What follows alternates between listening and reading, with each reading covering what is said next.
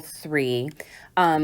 We're going to kind of take our simplification knowledge and kind of put it into a little bit of a design problem. Okay, so here's the circuit, and I want to design Rx such that the 50 volt source will deliver 500 watts. Okay, so that's what we want. So let's talk about how we would figure this out. Okay, so what we really need to know is, well, some of the things that we need to know besides designing Rx is what this current needs to be. Because when we think about this, if we were to simplify this circuit down to a single source and a single, and hold on, I just noticed I didn't put will deliver, sorry, will deliver 500 watts. So we want this source to connect to a single resistor. Okay, so this is going to be some equivalent resistance.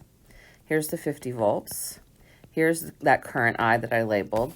And P is equal to V times I, which is equal to 500. That's our design. We know what the voltage is. We don't know what the current is yet, but that has to equal 500. So I has to equal 10 amps. So we need to design this resistor network such that we will draw 10 amps out of the voltage source.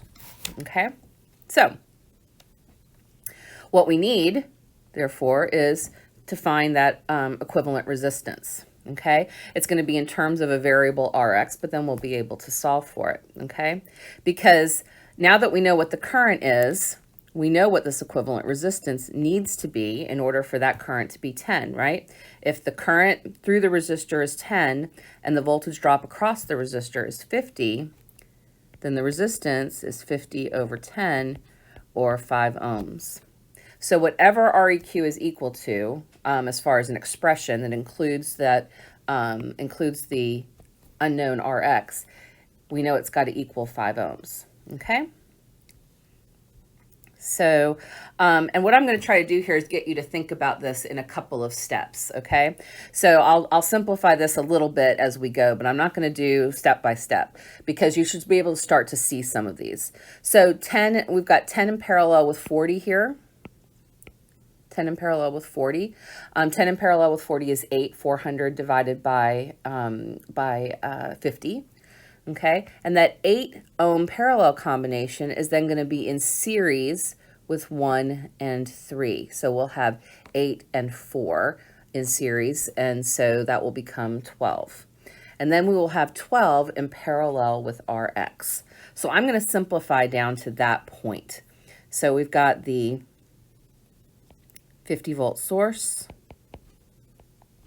We've got the 2 ohm resistor. And then we've got this equivalent resistor here. So this is 50, this is still I, this is still 2. And this is going to be 12 in parallel with Rx. Okay, again, 10 in parallel with 40 is 8, 400 divided by 50. We're going to add the 1 and the 3 in series. So we'll have a 12 ohm resistor here when all is said and done. That will be in parallel with Rx. And here's where we are. Okay, so now I just have to go one step more.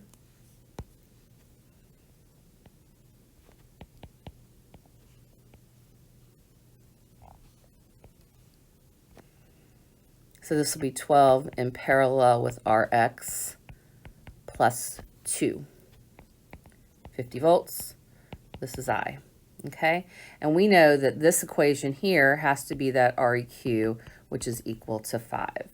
So we're going to have 12 in parallel with Rx plus 2 is equal to 5, or 12 in parallel with Rx is equal to 3. Okay? We'll do product over sum here. Rx times 12 over Rx plus 12 is equal to 3. 12Rx is equal to 3Rx plus 36. We'll bring this over. We'll have 9Rx is equal to 36, or Rx is equal to 4 ohms. So if Rx is 4 ohms, we will draw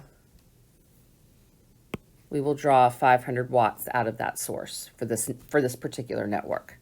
Okay, so that's a real simple way to use simplification and some design to identify what a resistor value in a network should be.